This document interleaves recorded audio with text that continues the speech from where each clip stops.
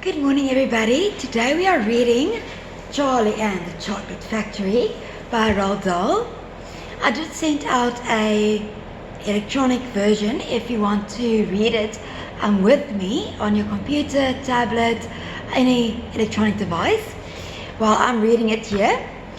And I'm doing it chapter by chapter. So let's say you stopped at chapter 13. You can also just watch the videos and listen to it instead of reading it. But I would actually like you to read the electronic version so you can read with me. I'm gonna start by introducing our characters here. Okay, so we've got Charlie Bucket, Mr. Willy Wonka, Augustus Gloop, Veruca Salt, Mike TV, Violet Beauregarde, and the Oompa Loompas. So that's the main characters in the book, and I'm starting then with chapter 1. Here comes Charlie. These two very old people are the father and mother of Mr. Bucket. Their names are Grandpa Joe and Grandma Josephine. So that's them. Yeah.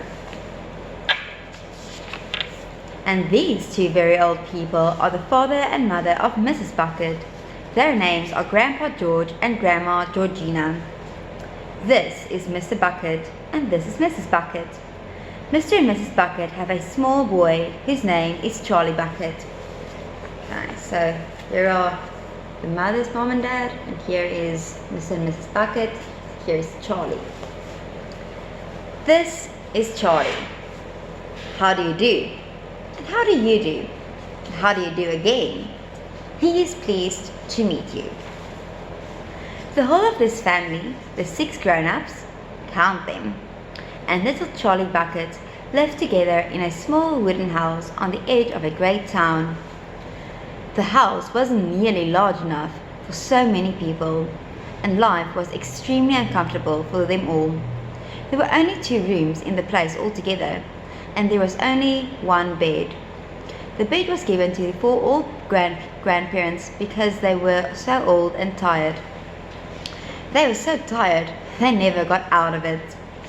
Grandpa Joe and Grandma Josephine on this side, and Grandpa George and Grandma Georgina on the other side. Mr. and Mrs. Bucket and little Charlie Bucket slept in the other room, upon mattresses on the floor. In the summertime, this wasn't too bad, but in the winter, freezing cold draughts blew across the floor all night long, and it was awful. There wasn't any question of them being able to buy a better house or even 1 more bed to sleep in. They were far too poor for that. Mr. Bucket was the only person in the family with a job. He worked in a toothpaste factory where he sat all day long at a bench and screwed the little caps on to the tops of the tubes of toothpaste after the tube has been filled. But a toothpaste cap screwer is never paid very much money, and poor Mr. Bucket, however hard he worked and however fast he screwed on the caps, was never able to make enough to buy 1/2 of the things that so large a family needed. There wasn't even enough money to buy proper food for them all. The only meals they could afford were bread and margarine for breakfast, boiled potatoes and cabbage for lunch, and cabbage soup for supper. Sundays were a bit better. They all looked forward to Sundays because then, although they had exactly the same, everyone was allowed a second helping. The Buckets, of course, didn't starve, but every one of them, the old 2 grandfathers, the old 2 grandmothers, Charlie's father, Charlie's mother, and especially little Charlie himself, went about from morning till night with a horrible, empty feeling in their tummies. Charlie felt it worst of all, and although his father and mother often went without their own share of it, lunch or supper, so they could give it to him, it still wasn't nearly enough for a growing boy. He desperately wanted something more filling and satisfying than cabbage and cabbage soup. The one thing he longed for more than anything else was chocolate. Walking to school in the mornings, Charlie could see great slabs of chocolate piled up high in the shop windows, and he would stop and stare and press his nose against the glass, his mouth watering like mad. Many times a day, he would see other children taking bars of creamy chocolate out of their pockets and munching them greedily, and that, of course, were pure torture. Only once a year, on his birthday, did Charlie Bucket ever get to taste a bit of chocolate. The whole family saved up their money for that special occasion, and when the great day arrived, Charlie was always presented with one small chocolate bar to eat all by himself.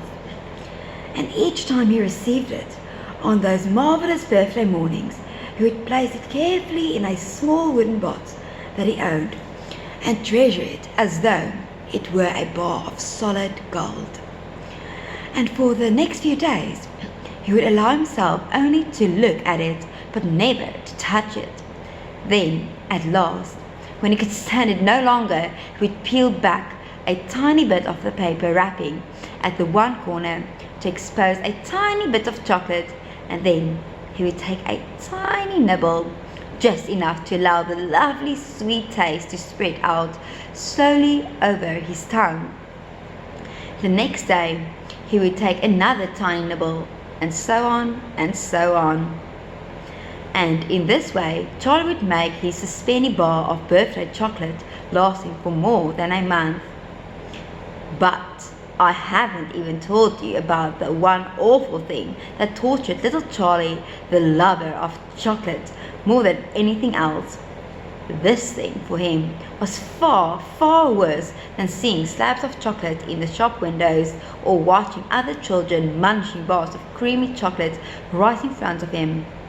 It was the most terrible, torturing thing you could imagine. And it was this. In the town itself, actually within sight of the house in which Charlie lived, there was an enormous chocolate factory. Just imagine that. And it wasn't simply an ordinary enormous chocolate factory either. It was the largest and most famous in the world.